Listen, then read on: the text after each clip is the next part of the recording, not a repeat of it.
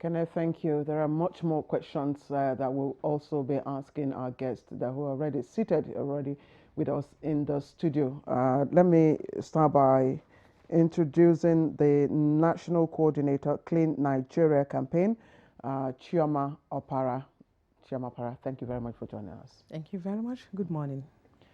Also with us here in the studio is Dr. Jane Bevan. She's the Chief of Water, Sanitation and Hygiene, WASH. Dr. Bevan, thank you very much for joining us. Thank you very much. And also part of this conversation, we would like to welcome Dr. Nicholas Igwe, Coordinator, Organized Private Sector, that's OPS WASH in the Kaduna State. It's a pleasure to have you with us this morning. Thank you so much for having me. Okay. Also, part of this discussion this morning is Dr. Mohammed Dan Hassan, Executive Director, Rural Water Supply and Sanitation Agency of the Federal Capital Territory. Pleasure to have you with us on the program this morning. Thank you very much. Thank you for having me. Councillor? Yeah. Okay. So let's begin, ladies and gentlemen, by looking at where we are. That's the big question since a state of emergency was launched, and the president also ordered, the executive order 009, indicating political will to ending open defecation by 2015. Chioma, what's the story today? Thank you very much. Now, the president himself actually, declared a state of emergency, and with the launch of the revitalization of the WASH sector. And what we actually swung into action to do, the first thing was to request a memo was written to the Federal Executive Council to actually carry out the Clean Nigeria Use the Toilet campaign. Now, how did we get that? Looking at where Nigeria stands today in terms of open defecation, 46 million people still defecating in the open.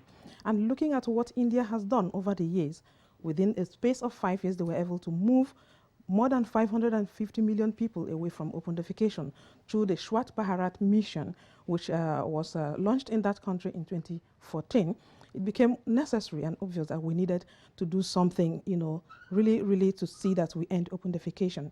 Also, in 2015, we also have the launch of the roadmap to end open defecation in Nigeria by 2025, which, as at that time, not much was done in terms of operationalizing that roadmap.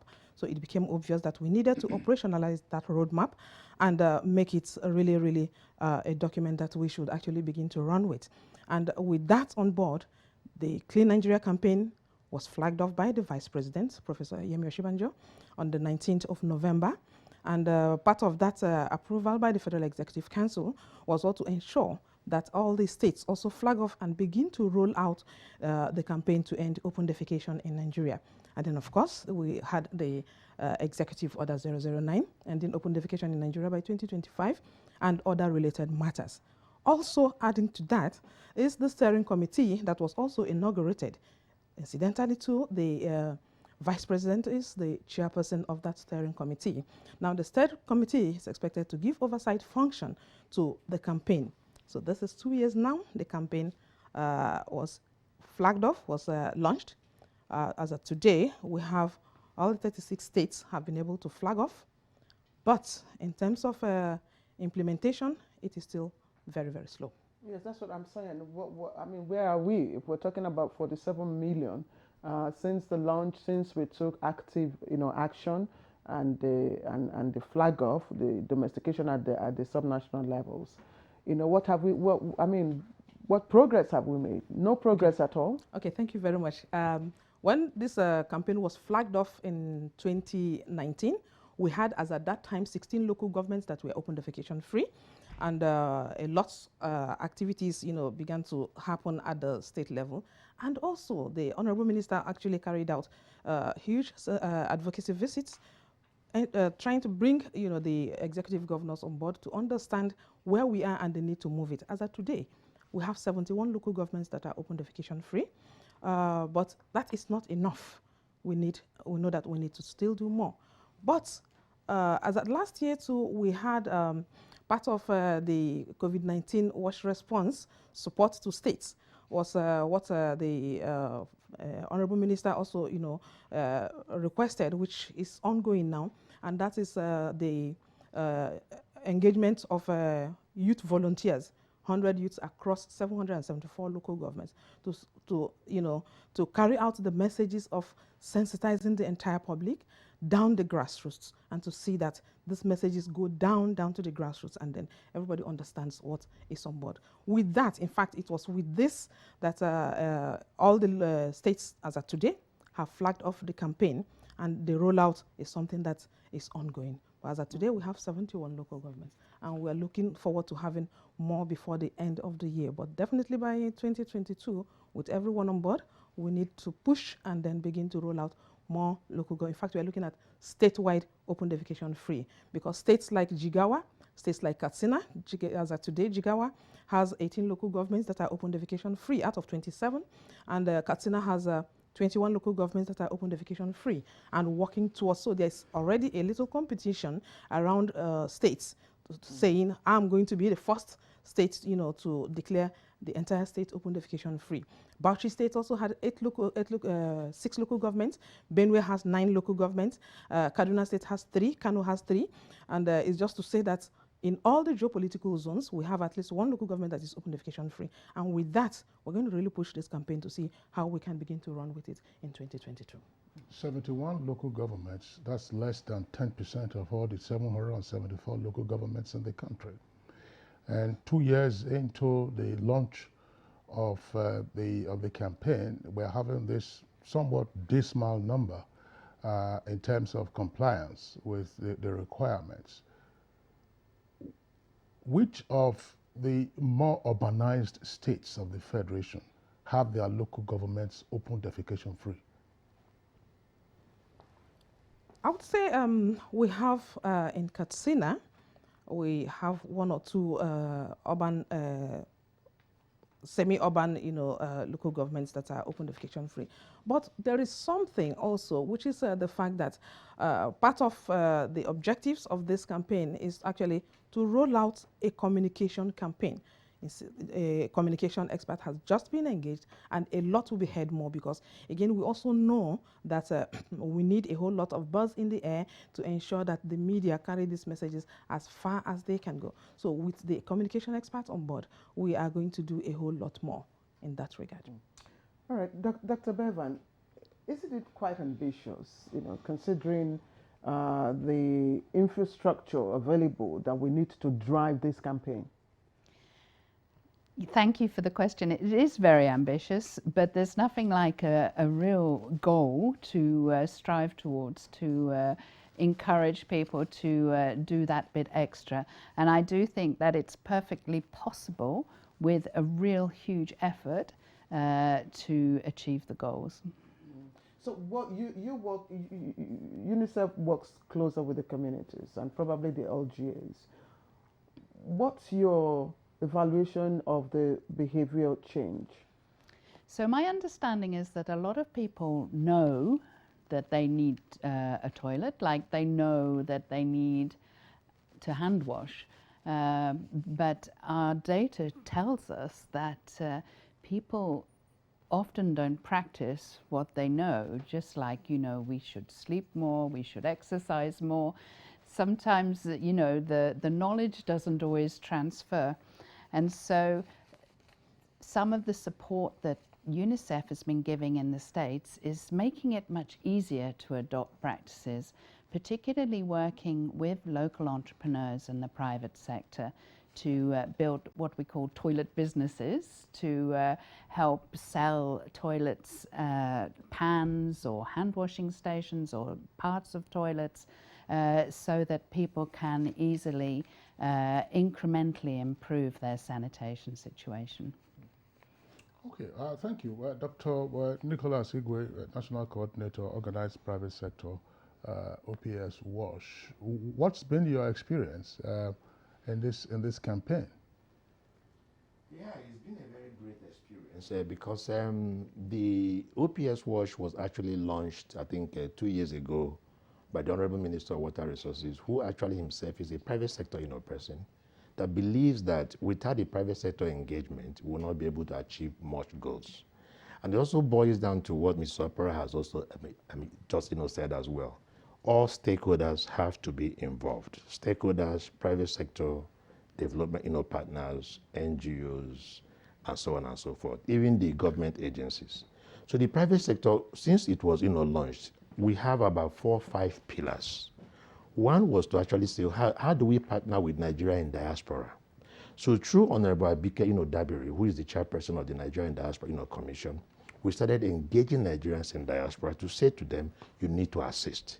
Imagine adopting 1 toilet each by a Nigerian in diaspora. If we can adopt 2 million toilets a year for the next 5 years, we'll be able to achieve that.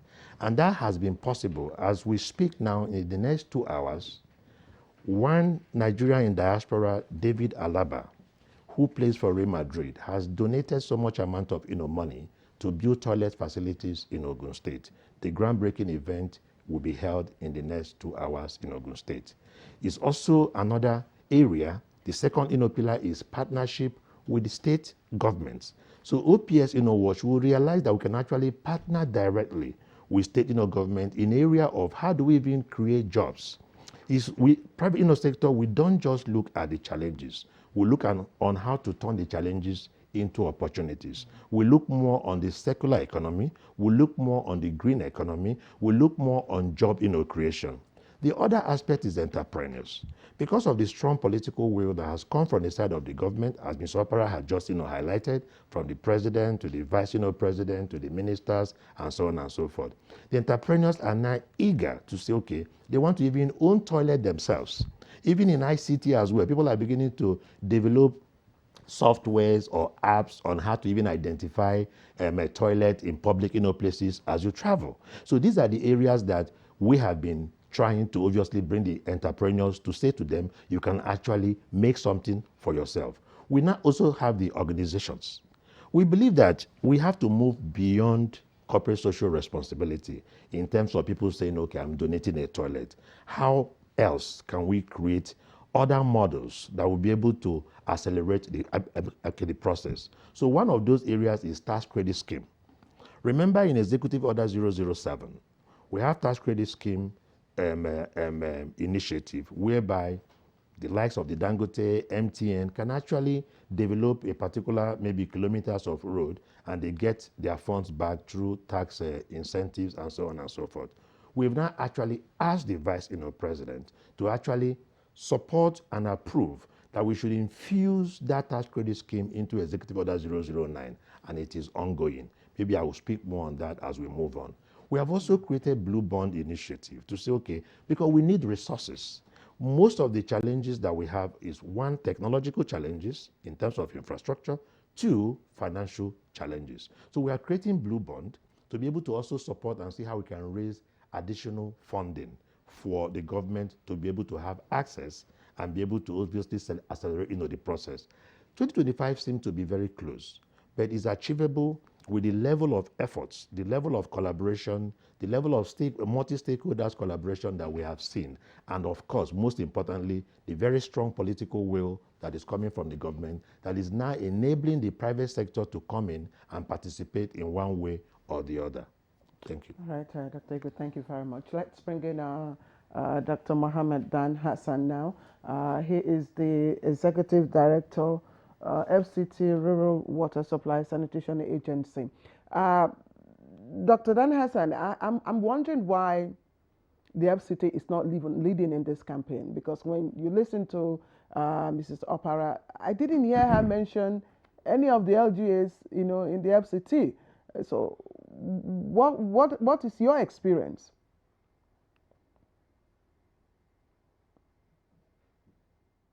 Thank you very much. As you are aware, FCT is the center of unity and is the eye of the nation.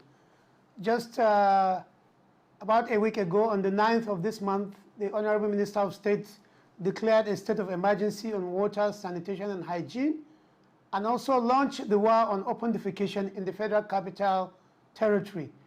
We've started this, we hit the ground running. Just about a month ago, we started with a model concept where we have 139 communities in Buhari area, in Kwali Area Council, where we're launching the war on open defecation with the support of UNICEF. That is our first model.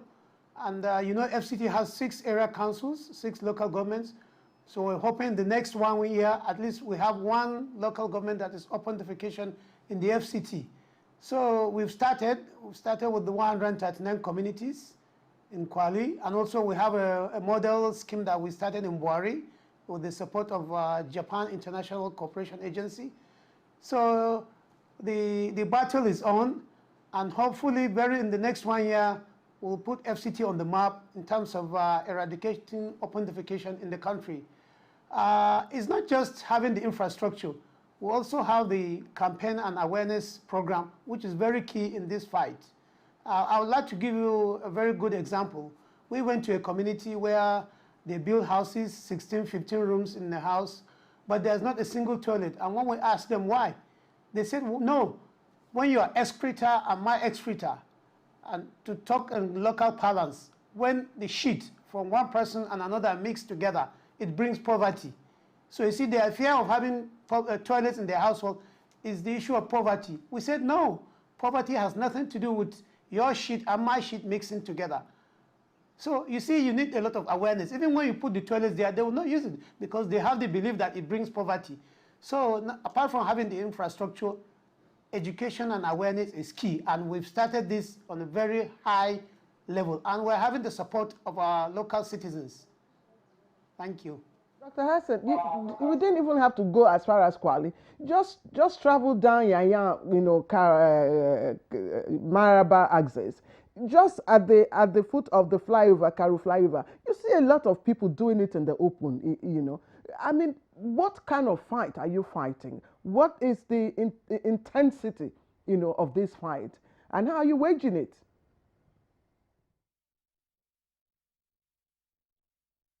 Yes, we are aware of that menace all over the place, even not just Karu, even within the city center, by the major roads, you see people squatting and defecating in the open.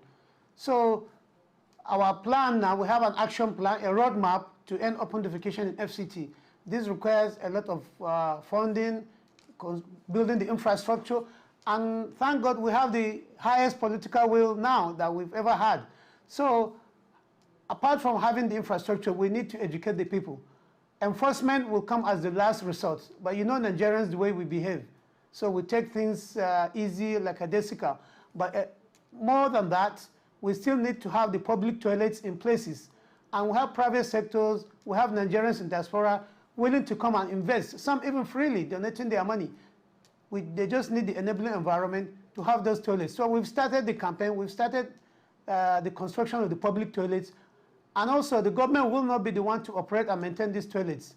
The private sector will come in, operate and maintain it, empower the youths, have clean environment, and at the same time, contribute some royalties to the treasury of the FCT. That's what we're doing now. Okay, Dr. Mohammed Dan Hassan, we know that what we are discussing relates to a natural phenomenon. Well, this is a breakfast program. And some viewers might, of course, be disgusted by the kind of words we use to describe what is a natural phenomenon. If we can find synonyms, we use those synonyms, and then get ahead with the substance of our conversation. I was just wondering, you said that sometime last month or thereabout, the Minister of State, FCT, launched the emergency campaign to end this practice. But the program was launched 2 years ago by the president, or was declared 2 years ago by the president. Why has it taken the FCT 2 years to wake up to this realization?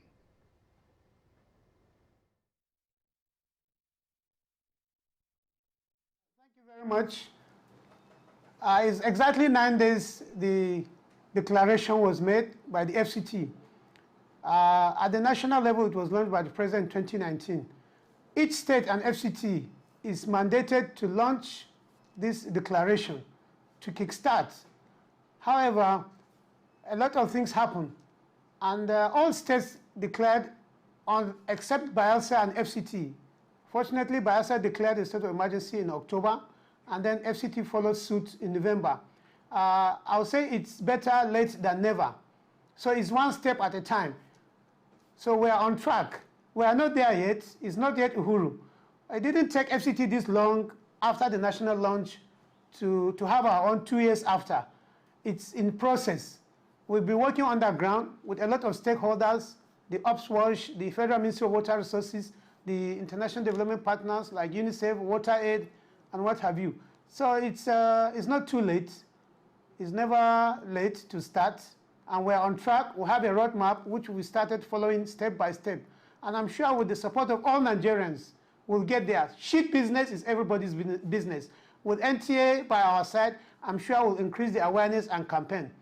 Thank you. All right, Dr. Mohamed Nan Hassan, thank you. We'll return to you, but let me come back to Mrs. Opara. You said earlier ago that you were in India to study, the turnaround or how they achieved their own campaign. But I know in terms of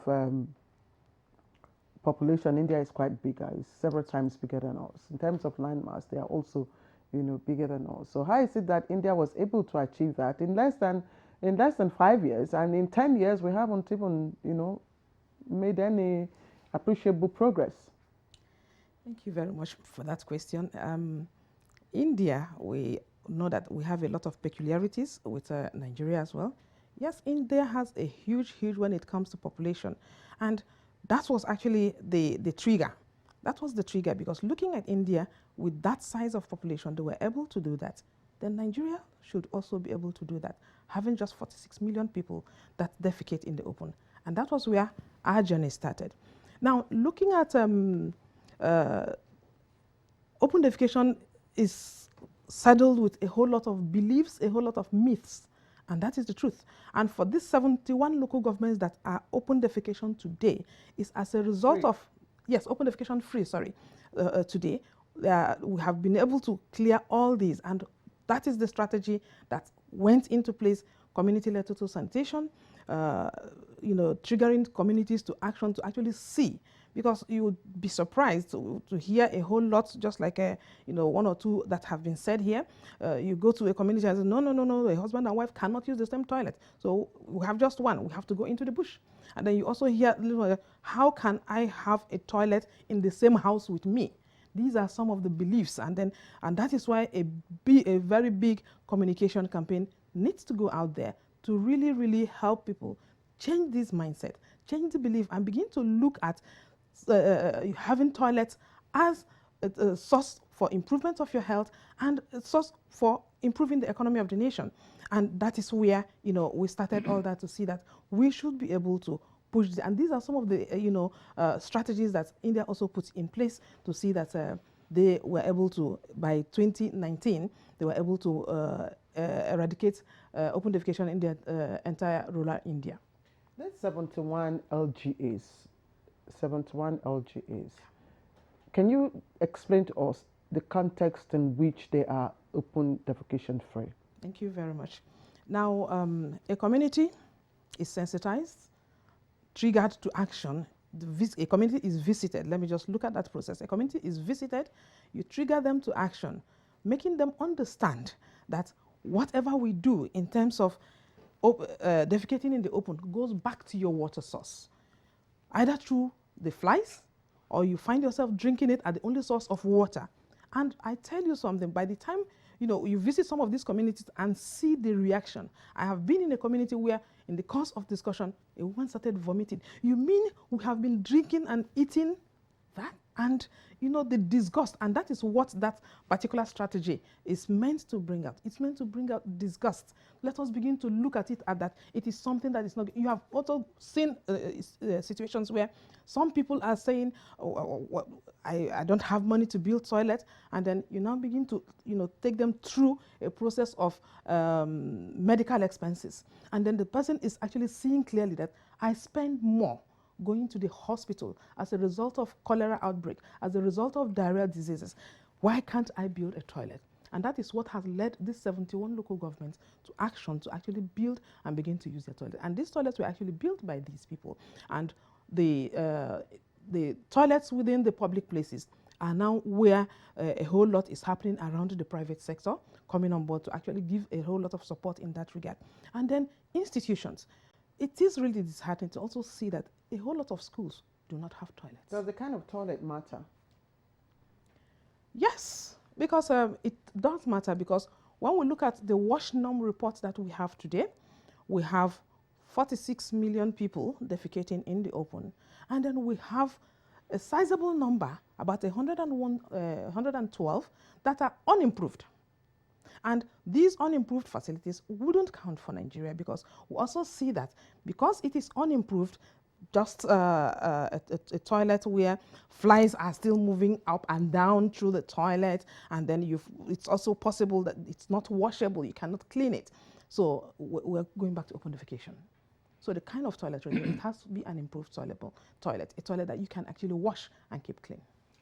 Okay, thank you, Chairman Akbara, for your viewpoint. I was just wondering, just before I bring in Dr. Jane Bevan, you've been talking about 46 million as the figure for persons who are not practicing acceptable bowel movement. Where is this number from? And is it based on our current population figure around about 200 million? How do we get this 46 million? Okay, now we have the National Outcome Routine Mapping Survey for WASH, which was actually carried out by Nigerian Bureau of Statistics, UNICEF, and the Federal Ministry of Water Resources. That survey started in 2018. As of 2018, Nigeria had 47, and by 2019, when the survey was carried out again, we have 46, and we are still expecting the 2021 survey report. Thank you. Dr. Jane Bevan, in operating the WASH environment, what have you found to be the major impediments towards improved toilet habits?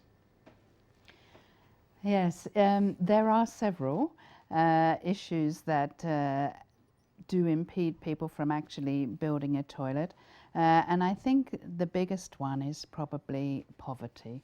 Because if you really can't afford, and if you have little money, you're going to spend it on basic necessities such as food rather than a toilet. And UNICEF has been looking at some ways to address this, whilst the process that Mrs. Opara just described is subsidy-free, so people are expected to build their own toilets. UNICEF's been looking in challenging areas at different options for subsidy. Rather than just giving direct cash, we've looked at subsidizing the entrepreneurs, for example, who sell the toilets so that people can pay in installments or that they can build their business so that they can afford to reduce their prices because they're buying in bulk. So that's one option. We're also exploring things like vouchers, which you can give to the most vulnerable households to help pay for the investment in a toilet. It doesn't pay the whole price, but it's a substantial part of the investment. So I would say there's no definite, perfect solution for covering that gap, but there are definite options like village saving and loan schemes, different schemes where people, through microfinance institutions, can get money to help pay for a toilet in very challenging areas. But I think some of the other impediments are, as I mentioned before, this gap between knowledge and practice. And I think what we really need to focus on with the campaign that Mrs. Opara also mentioned is really this becoming a social norm. Just like it's not acceptable for you to walk down the street naked, it's not acceptable for you to shit in the open. And that should be the case. It really should be the case that, if people saw it, they'd be really horrified. And they would help that person to find a toilet. For that to happen, For that to happen, rural dwellers will have to be empowered financially to be able to procure, the safe, clean toilets that she talked about. And from the statistics we have, we understand that Nigeria needs more than 900 billion, naira to be able to do that. Yes. 25% coming from government and 75 from the household. Is there any way the household community can afford to? Households build their own houses. They don't ask Do the they get government support? to Do they pay get their support? houses. Do they get support from UNICEF, and what kind of support? They get, like I mentioned, we do help in some instances with very highly vulnerable households with a voucher system. But on the whole, we help by bringing the businesses to the communities to promote and build the toilets. Because the issue is out of pocket, spending out of pocket. And the toilet facilities in the rural areas are basically the pit. The pit. And according to her, that is not, it's not the hygienic enough to take us to a free defecation country by 2025. So we must look for modern toilets. And to build modern toilets, it takes money. Dr. Igwe, yes. How can we create a balance? Creating a balance it's not been easy because last year in particular, I visited a school in Anambra State, and I realized that a school that has been running for years did not have any toilet facility. And the students are paying, or kids or pupils are paying fees, and they have parents. Again, I don't understand whether it's lack of ignorance or not valuing toilet. That is why the theme of this year's World Toilet Day is valuing toilet. Or the facilities are not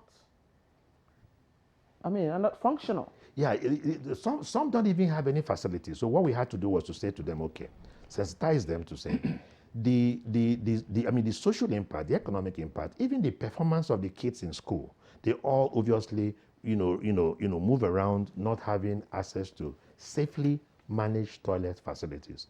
Just like, you've just, mentioned. One is not to have just a pit toilet facility that at the end of the day you evacuate. Because when you evacuate, I call it bulk defecation, because what you have just done is just containment, just to contain the fecal sludge in a particular place, waiting for that particular septic tank to be filled up at one time or the other, and you evacuate and dump them either into running river or in the bushes, which at the end of the day flows back to the people. So what you're trying to prevent, you have also created more problems. So we're trying to create, and that is where the private sector is coming in. It's difficult for the rural areas in terms of our involvement in rural areas. But what we do in those rural areas is to create safely managed toilet facilities in marketplaces, in motor parks in those rural areas. But when it comes to the issue of household toilets, we try to, as much as possible, move away from that, because according to the minister, individuals, and it has happened in India as well, if you start building toilets for individuals, we are tempted to do that. Every other person might start bringing their own toilet facilities down because they want new toilet facilities. They want what you call the modern facilities at the end of the day. So it's something that we have to, that is why I said that this campaign is not just the government agency alone that can do that. It calls for even the academia. It calls for all stakeholders coming together to actually look at exactly what you have just asked. How do we bridge the gap? Then, but remember, while we're talking about the rural challenges, there's already a thin line. There's just a thin line between what is happening in the rural areas and what is happening in the urban areas. So that is why we said that the challenges are huge. So emphasis should also be laid on the urban areas. I visited a very big estate in Abuja here. I'm sorry to say this. Where 6,000 residents comfortably, conveniently go to toilet and all flush, and it goes through one big pipe into a running river. I've reported this to the vice president during our last steering committee meeting. They don't care. And that running river is source of drinking water to people downstream. Then you now find out why we have so much outbreak of cholera in FCT and other places.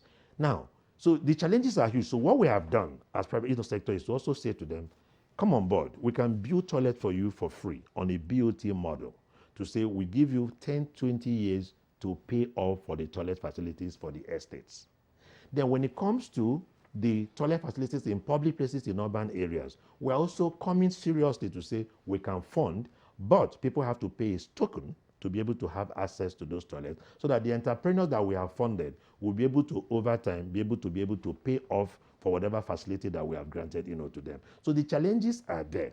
The challenges are huge. UNICEF development partners are doing the much they can do, but I believe strongly that with the engagement of the private sector that is ongoing now, from entrepreneurs to organizations to the Nigerian Diaspora Commission, who are now very much eager to say, let us even adopt a toilet in a marketplace. An individual can say, okay, this ugly incident in Nigeria has to stop. I'm taking over, we call it sanitation adoption. Let me adopt toilet facility in a particular place and create a job for one entrepreneur. So he brings the funding, and most times it might be free, but he's now obviously using those funding to create job for somebody who will operate and maintain those toilet facilities in those public places. So our emphasis as OPS WASH or private sector is more on urban areas, and at the same time with a very strong emphasis on how we can create jobs. So for us, we don't look at the challenges as UNICEF will look at it, or as the government will look at it. We're actually looking at how do we, within that sanitation value chain, remember you can't do sanitation without water. So when you say wash, water, sanitation, and hygiene, they must all come together. How do we create jobs within that value chain? How do we, create that circular economy that I mentioned, before? It is very, very important. Now we're organizing the MTRs. Even in Abuja here, people still go and call MTR to empty, but one thing they don't ask them is, where do they take it to? Where do you take? I'm just wondering, Dr. Nicholas Igwe, sometimes we come up with some of these exotic ideas, and when you are then looking at the outcomes, the results aren't quite salutary. I'm not being cynical, but I'm wondering whether there is a recognition, even from the implementation perspective, that what we are dealing with are actually dysfunctionalities in governance. Why would it now require diasporans to come and be investing in a toilet in Nigeria? Let's face it. Why would it be that schools don't have toilets, and then pupils continue to congregate in that school, and there are no health inspectors, there are no education inspectors? So these are the dysfunctionalities. I don't know how well they have been, these tiers of government have been brought in. The fact that the president has launched an emergency indicates the scale of the problem. But if we don't address the dysfunctionalities, particularly at the local government level, we're going nowhere. I mean, what is the issue with a local government being effective in ensuring that households have their toilets, even if it is a pit latrine? There are ways you can actually maintain a pit latrine. They say you want to build toilet for somebody. A pit latrine is one of the easiest things to build. But after you use it, then where do you get your water to wash your hands? So are we addressing these gaps in governance that create these problems, and we now make it look like it's a nuclear issue? Yes, let me just come in there. It's very disgusting, and it's very, very heartbreaking to really ask those questions, because we understand that. I mean, like I said, when I went to a school, that children get raped every day because they have to go into the bushes to go to toilet in a particular state, in a particular school. In fact, the day that I handed the toilet over to them, these children started crying. Tears of joy, because they have never had that in a long time. Now, the private sector, we're trying to also assist in policies.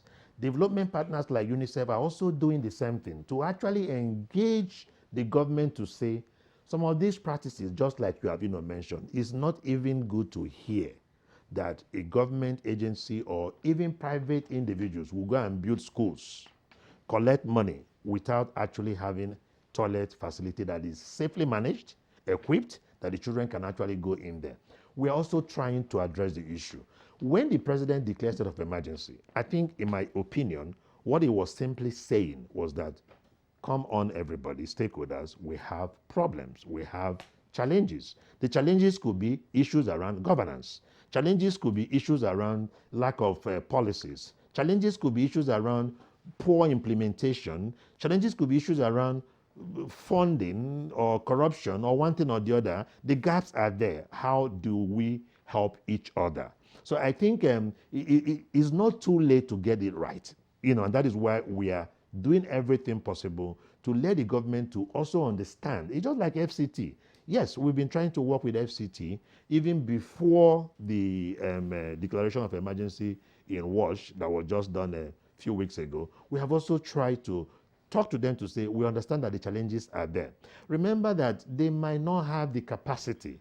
They might not have whatever you think that it takes to be able to obviously eradicate the practices of open defecation, open defecation and other sanitation challenges and even water.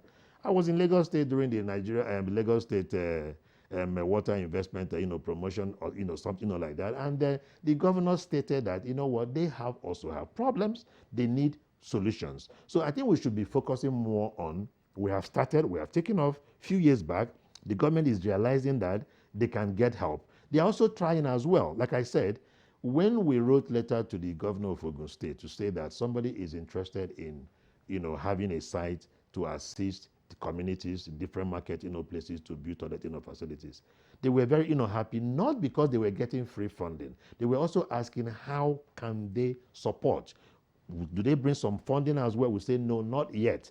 But we need to train your people in area of management, and to also understand that you can make money from all these things. These are the kind of things that we are coming up as private sector. So I understand the challenges on the side of the government.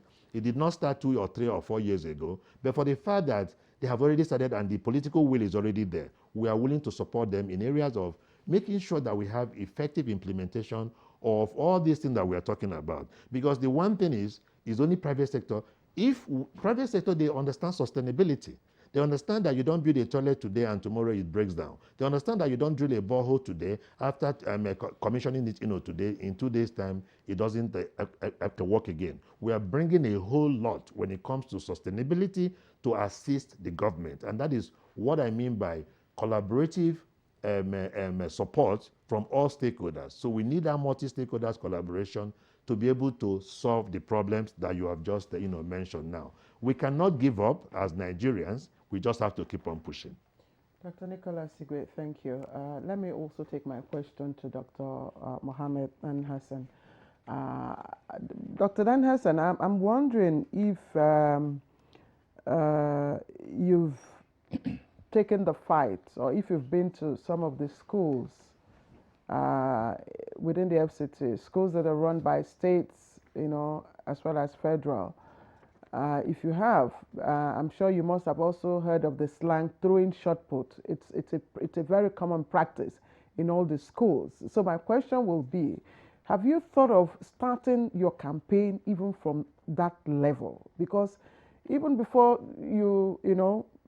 the children, our children, are very strong advocates. Once you are able to win them over, then be sure that you can also get the adults to, have a change of habit.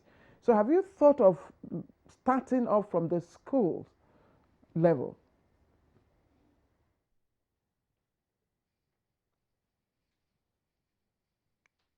Thank you very much. Yeah, we have that intervention at the grassroots level, at primary school level, where we go and establish what we call environmental health clubs in primary schools. And we have established them in a number of primary schools in FCT. That club will comprise the pupils who will be in charge of water, sanitation, and hygiene within the school premises. And also we use those children as change agents. There's a school which we went just very close to the city center in Durumi 3. Just until like about 3 months ago, 4 classrooms were built, but no single toilets. And Rotary moved in there to provide water to the school. And recently, the administration has provided toilets to them. But before then, they were defecating in the open.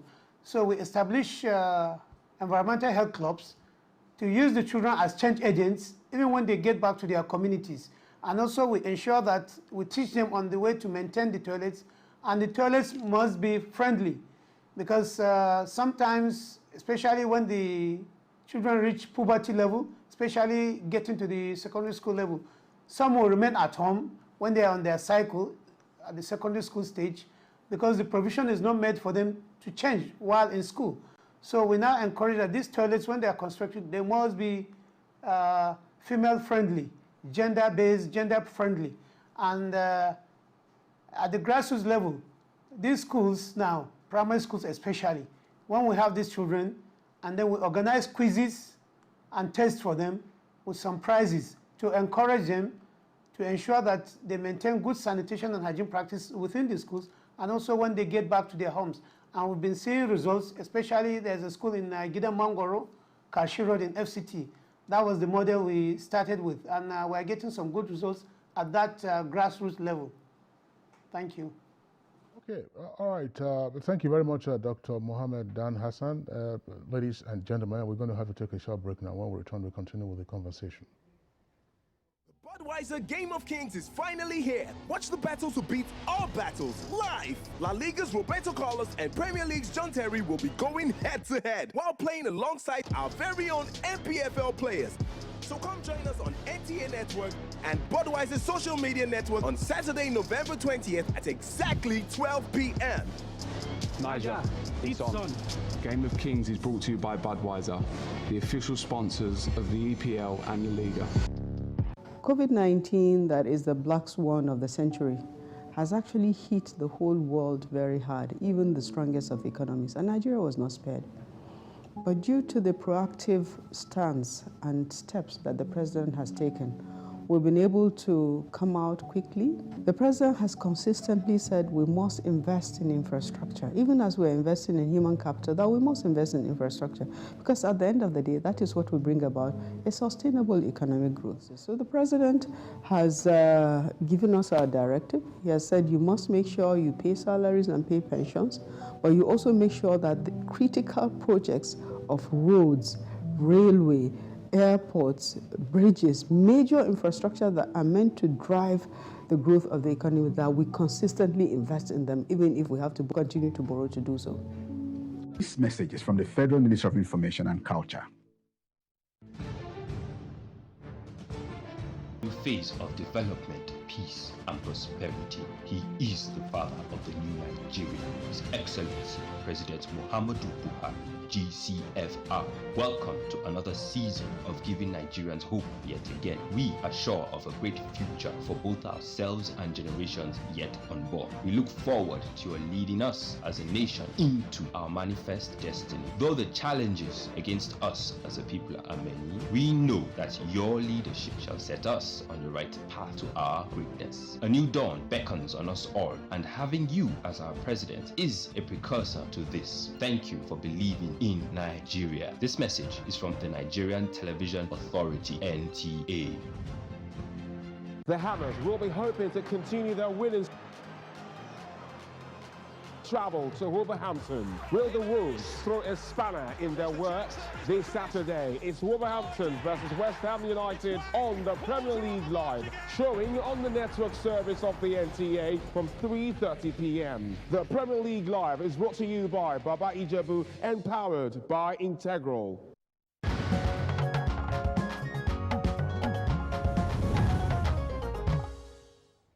Welcome back, and it's still Good Morning Nigeria on the network service of the Nigerian Television Authority. Let's bring in again Chioma Okpara, who is the national coordinator of this project.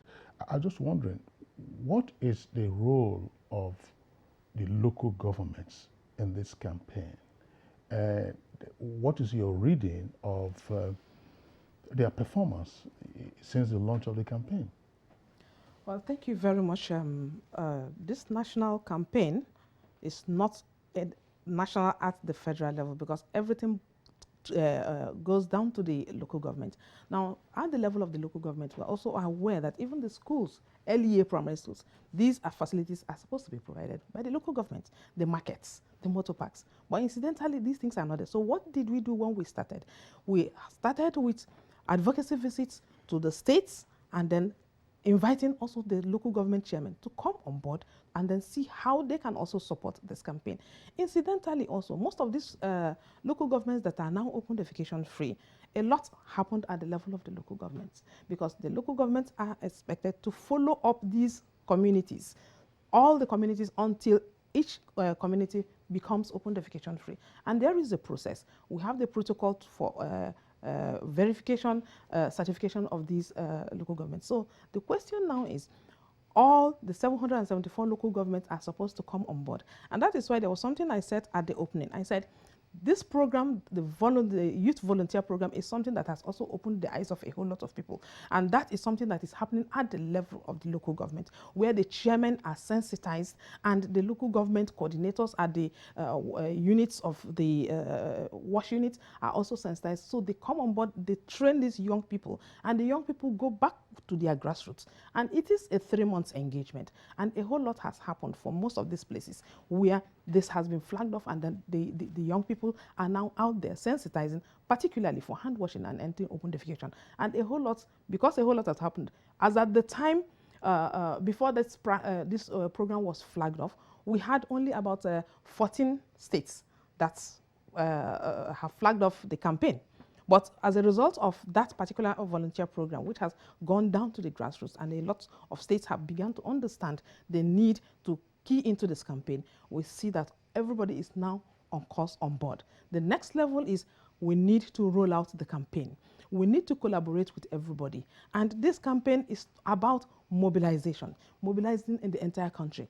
That was one thing that was key that we saw in India. India was able to mobilize the entire country, and every part of the economy was mobilized. And then we now began to see action. The schools, at the level of the environmental health officers, at the level of the market women, the National Union of Road Transport Workers, everyone must come on board. And that is what we have started. The first thing is sensitization. So that sensitization is something that is on mobilizing and then sensitizing all the key players so that all of us come on board. The National Youth Service Corps is also another aspect where if we are able to harness the engagement of these young people, it is also going to help us a lot, because we are aware that the National Youth Service Corps, they are engaged for their primary assignment at the local government level. So a lot can happen there. We have also carried out our sensitization there and thinking of pushing out that collaboration. You see, I understand and appreciate what you have said with regard to sensitization. Yes. But sensitization alone will not suffice. There has to be provisioning and then enforcement. If you don't provide the infrastructure, how do you enforce? I asked the question about local governments. Yeah. There is no motor park or market you will go to today where you will not see the presence of local government officials who are tearing tickets for people and collecting revenue. But ask to visit the washrooms in those particular in those particular markets or motor parks, and of course you will be disgusted by what you see. So what then is the impact of the sensitization? Sensitization is a continuous exercise. Now, 2 days ago, we were at the Jabi Park, and that sensitization actually happened as a pre into this. That's not our first visit to that park. And a whole lot of, we had that dialogue session, and it's something that has to be continuous. At the state level, they have to carry this sensitization down to the grassroots, and it's something that must continue until in India, each person got the message 3,000 times. So we need to continue to create awareness. We need to drum it into our ears until it sinks. In terms of enforcement, a lot of local governments are also, putting up laws, against open defecation. States are also legislating against open defecation. But I also know that we need the public toilets before you can begin to enforce. Yeah. And that is why, again, part of what we are doing is reaching out to the filling stations, reaching out to the hotels, because before these public facilities even begin to come in, we know that we have these other ones. Do they have toilets? If they don't have toilets, why don't they have toilets? So that is another level that we need to reach out to all of them. And that is where the private sector is coming on board. Chairman, I'm sorry, let me mention this because while I referenced the issue of governance. Yeah. Yes, as a national coordinator, you can say all of this, but the foot soldiers who are local government officials, are they on the same page with you? Look, how many toilets can you go to today in the motor park, in the public square, or some other locations where, assuming there's running water, where you will find disinfectants, bleach, chlorine, Izal, or whatever name it is called, to say that, I mean, you get in there and the place is clean enough for you to use, not that you will be tiptoeing as you are walking into the place. So, Dr. Jane Bevan, you know, these are some of the, that's why I asked you about the practical challenges that, you know, UNICEF encounters in all of this. We can talk big and, you know, have all kinds of grand ideas. 2025 is just around the corner. If you can bring all millions of Nigerians in diaspora, they can build the toilets, but they're not going to run the toilets. Yes. I agree that any institutional toilet, any public toilet, the maintenance is one of the key issues, operation and maintenance, and the realization in a school, for example, that you need to budget for consumable items like the soap, like the toilet paper, like the cleaning materials. You need to have them every month renewed, and the same in a public space. But I think the way to turn it around a bit is like Dr. Igwe said, there is money to be made in sanitation. If you charge a few naira every time somebody visits a public toilet, that will pay for the person who is maintaining, and it will pay for the cleaning materials. Because as long as you're in a very busy place with lots of turnover, it will be quite profitable. So I think in a school, I think school education authorities need to budget. Again, in health centres, which is a huge issue. You don't want to be sick and then get sicker when you go to a health centre. You want to see that as a centre of excellence, a shining example of how you could be doing your own sanitation at home. So these are some of the challenges, and I do think that institutional, as you mentioned, catching children when they're young and still forming their ideas is a fantastic opportunity for habits for life. If you use a toilet and wash your hands at school every day, hopefully you will continue to do that in the rest of your life. So, well, I guess 2025 is just around the corner. Yeah, the other point, Claire, we haven't touched on this, because when you say water supply, it is the business of the federal government to provide bulk water by way of dams. But we have a challenge, and the Minister of Water Resources has spoken about that on our program in the past, that some state governments, if not many state governments, do not tap in from this bulk water already provided by the government, so that in urban areas you have poor reticulation for the for pipe-borne water. So everyone has a borehole somewhere, borehole, which is not generally accessible. I mean, in the FCT here, how many phases of the FCT are covered by public water supply? What is the level of reticulation? So if you don't have that infrastructure of publicly available water, how then can you drive this up and say in public spaces or even in homes that don't have access to pipe-borne water, they should, use the washroom and then, wash their hands? That's failure of beckoning, isn't it?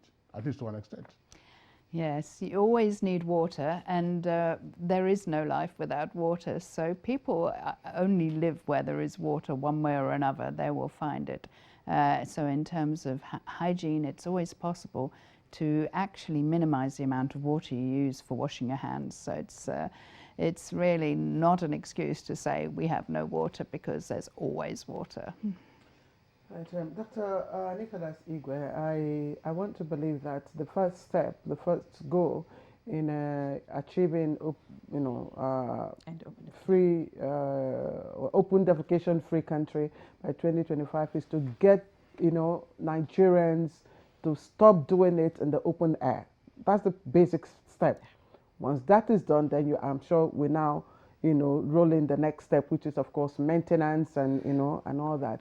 So for this first step, you've emphasized, and Dr. Bevan also emphasized, the profit-making aspect of it, the business aspect of it. That would entail getting the people to take interest in toilet business. So how do we begin to engender that interest, being that it's not particularly, a fast way of making profit, or a very, attractive business for that matter? Yeah, maybe I would not totally believe that it's not a fast way of making money, because I didn't know that myself, until I started getting into it deeper and deeper. I can tell you that if you go to like a place like Oyimbo Market in Lagos, you see the level of traffic, the people that come in there, and there is no toilet facility that is safely managed in that particular place. Then imagine somebody paying 10 naira or 20 naira to have access. People are willing to pay that, and you have over 10,000 people coming in and out. That place is very, very heavy when it comes to people that come to the market there. You can imagine that number one is the how much to generate in a month. We have done the financials. The most important thing is, how do we get the entrepreneurs together? How do we get those, revolving credit facility for those entrepreneurs to say to them, here are the financials. We've done the breakdown. You can actually make so much amount of money every month. You can actually create more jobs for the people. Remember, it's not just going in to use the toilet. There are also other things. And I say this very strongly. There are no new technologies. We shouldn't think that it's not achievable. It is already been done. You can generate biogas, methane gas. It's done. In Port Harcourt, for example, the prison in Rivers State in Port Harcourt, it was built by one of our members, and they use the gas they generate there to cook. So in that kind of heavy, places like market, places you can do that. And the type of toilet facility that we are talking about, like I mentioned before, is not toilet that at the end of the day, you evacuate the fecal sludge into an unknown place. It's something that you can actually have, organic manure in situ, right from there. Like I said, there are no new technologies. It's something that is available everywhere. It is being done in Nigeria. And that is what we are offering the estate that I mentioned before, to say, okay, you people do not have money. This estate has been built for a long time. Even other estates in Abuja here in particular, they will say that they did not plan to invest X amount of money, 500 million naira, to build a decentralized sewage treatment system. But they can afford to sell one building in that particular estate for 1 billion naira, but they cannot afford to have a centralized or decentralized sewage treatment system to treat sewage that is generated within the estate. We say, okay, we can build for you. Here are the figures. They actually realize that they can actually make money themselves, because not only that the investors will make money, they themselves can also have a small percentage for even accepting in the first place. However, they will be paying a particular amount of money on a monthly basis. So the first phase is to have those infrastructure in place. Then before we now go into operation and maintenance. To be able to achieve that, we actually need a national dialogue on sanitation, whereby the private sector, the entrepreneurs, we're approaching them bit by bit. But we want something that the communication can go out there for people to know that while we do not have jobs, you can actually create jobs for yourself. And just like people probably will think, I think, sorry that I have to still use the same word that we're trying to avoid, but somebody said at the time that shit business is a serious business. It is actually a serious business. It is one sector of the economy that people are neglecting. Everybody is running into oil and gas, not realizing that sanitation, within the sanitation value chain, lots of money can be made if well coordinated and if well supported by the government, from the local government level to state level to federal government level. I think once the CNCS, that's the Clean Nigeria Campaign Secretariat, if they are able to actually trigger what have been discussed already, whereby the government agencies understand the consequences of not having implementable policies and governance and all those things. It affects them at the end of the day. Remember, the rich also cry. People have typhoid fever. Cholera, typhoid is not meant for the poor alone. That is one good thing about it. Dr. Nicholas Igwe, thank you very much. We're getting pressed for time. I know that because of your private sector orientation, you've spoken about this, but the business perspective to sanitation should not trump the public health perspective, some persons would argue. The first priority is that this is a public health issue, and it has a knock-on effect, of course, on our social life, on the economy ultimately. But to front-load the business imperative in sanitation, some persons would argue could be defeatist. There are opportunities, explore those opportunities. Back again to the governance issue, you were talking about an estate where you have thousands of residents, and then of course there's improper sewage management. So the question would then arise, who gave approval for that estate? Who gave approval when residents started moving into that estate? That's why we're talking about governance. Back again to Dr. Mohammed Dan Hassan. How much interministerial cooperation or collaboration is there with regard to enhancing sanitation in the FCT? I'm asking this question because concerns have been raised about schools, even in urban locations in the FCT, where there's very poor bowel movement in terms of respecting the rules or even having the infrastructure. Is your local government or the area councils, are they involved? Is your health department involved? Who else is the Department of Education or Secretariat for Education also involved in all of this, or it is domiciled in one agency and then that is the business of that agency alone?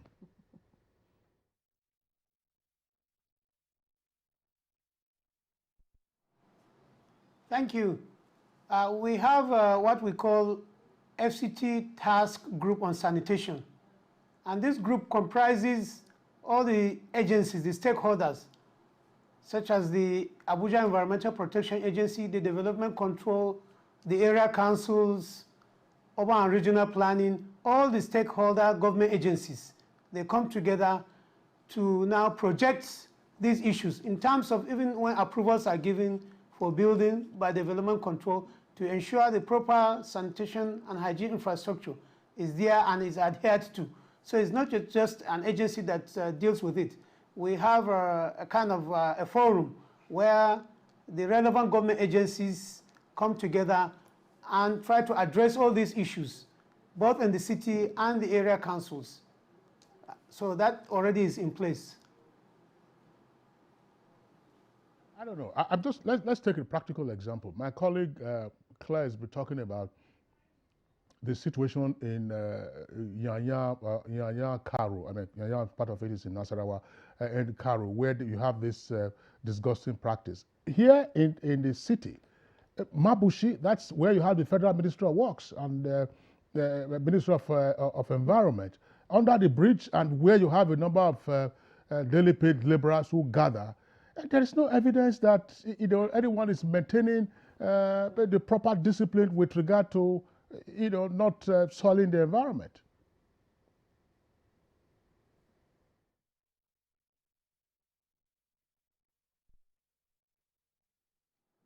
Yes, that Mabushi roundabout, in fact, is notorious for open defecation, and it has been earmarked for provision of public toilets there already. And we've made inspections, not just the Mabushi roundabout, around the Bega Junction too, and other places within the city and outside the city have been earmarked and designated for provision of public toilets. The Federal Ministry of Water Resources have indicated interest to also partner and also construct public toilets, and we have a lot of private farms that have come up. Right now we've listed about 200 locations, and this will have to key into the master plan of the FCT to fit in by the Urban and Regional Planning Department to ensure that they fit into the plan, and where you need adjustment, it needs to be put in place. So these special and notorious places have been earmarked and have been checked and inspected, and we have about almost 200 locations now that are being considered for construction of public toilets. Some will probably have mobile toilets where it's not feasible to have the permanent structure. So we are on it, and we're engaging private sector to participate actively in this course. Dan Hassan, thank you very much. You're not, I'm not expecting you to respond to what I'm going to say, but it's just that we really don't need, there's no hard and fast rule about doing these things. You could just deploy some people to go there, do these places that we have mentioned, and begin to enforce. But we'd like to appreciate your contributions in our program today, and hopefully we will keep an eye on the state of things as with regards to ending open defecation, especially in the FCT. Thank you, Dr. Mohammed Dan Hassan, Executive Director, FCT Rural Water Supply and Sanitation Agency, RUWASA. Thank you. And let me also appreciate Dr. Nicholas Igwe, National Coordinator, Organized Private Sector in WASH. Thank you very much for joining in our conversation. And Dr. Jane Bevan, Chief Water, Sanitation and Hygiene WASH of UNICEF Nigeria. Would like to appreciate you, madam. And Chioma Opara, National Coordinator, Clean Nigeria Campaign Nigeria, of course, domiciled at the Federal Ministry of Water Resources. Thank you very much. Thank you. Yes, Chizoma. I beg your pardon. Yes, Chizoma. All right, let's take a look at sports. And